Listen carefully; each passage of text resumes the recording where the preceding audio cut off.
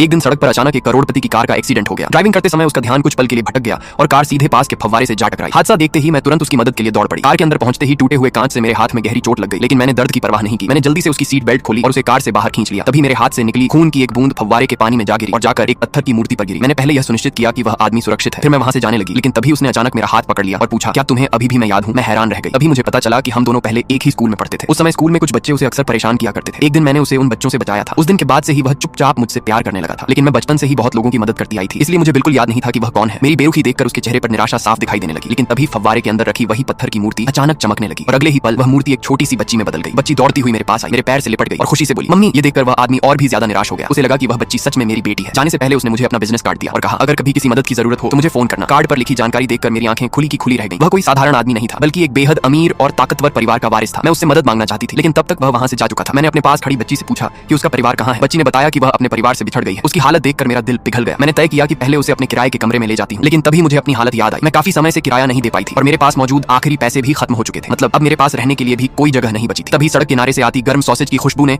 बच्ची का ध्यान खींच लिया, लेकिन हमारे पास इतने भी पैसे नहीं थे कि हम खाना खरीद सकें। मैं सोच ही रही थी कि शायद मुझे उस अमीर आदमी से मदद मांगनी पड़ेगी। तभी बच्ची की नजर अचानक उसी आदमी की कार पर पड़ गई। वह तुरंत दौड़कर कार के सामने पहुंच गई और उसे रोक दिया। कार के अंदर बैठे लोग भी घबरा गए। मुझे डर था कि कहीं वह आदमी कार को हुए नुकसान का पैसा मुझसे न मांग ले, इसलिए मैंने जल्दी से झूठ बोल दिया। इस बच्ची ने आपकी कार को नुकसान पहुंचाया है। लेकिन तभी बच्ची ने उस आदमी के पैर पकड़ लिए और खुशी से बोली, पापा। वह आदमी पूरी तरह हैरान रह गया। मैं भी कुछ पल के लिए चुप रह गई। मेरे पास अब झूठ बोलने के अलावा कोई रास्ता नहीं था। मैंने कहा, इस बच्ची का कभी कोई पिता नहीं रहा, इसलिए जब भी इसे कोई सुंदर आदमी दिखाई देता है ये उसे पापा कहने लगती है। मेरी बात सुनकर उस आदमी को लगा कि शायद किसी निर्दयी इंसान ने मुझे और बच्ची को छोड़ दिया है। उसके दिल में हमारे लिए सहानुभूति पैदा हो गई और उसने फैसला किया कि वह बच्ची का पिता बन जाएगा। इसके बाद वह हम दोनों को अपने घर ले गया। कुछ ही देर में हम उसकी हवेली पहुंच गए, लेकिन जैसे ही मैंने घर के अंदर कदम रखा मेरे होश उड़ गए। उसके घर में रखी सारी एंटीक चीजें अचानक जिंदा हो चुकी थी। वे मूर्तियां और प्राचीन सामान अपने आप हिल रहे थे। यहाँ तक कि उन्होंने हमें अपने साथ डांस करने के लिए भी बुलाया। मैंने अपनी आंखों पर भरोसा नहीं किया, लेकिन जब मुझे यकीन हो गया कि यह कोई भ्रम नहीं है तो डर के मारे मैं वहीं बेहोश होकर गिर पड़ी। जब दोबारा मेरी आंखें खुली तो मैंने देखा कि वही छोटी बच्ची उन नाचती हुई एंटीक चीजों को डांट रही थी। मुझे होश में आते देखकर वह तुरंत मेरे पास दौड़ी और मुझे गले लगाकर शांत करने लगी। उसने कहा, अब ये एंटीक चीजें आपको कभी नहीं डराएंगी। अभी मुझे एक भयानक और हैरान कर देने वाली सच्चाई समझ आई। जिस बच्ची को मैंने सड़क पर अकेला समझकर अपने साथ ले लिया था वह कोई साधारण बच्ची नहीं थी। असल में वह खुद 1000 साल पुरानी एंटीक थी।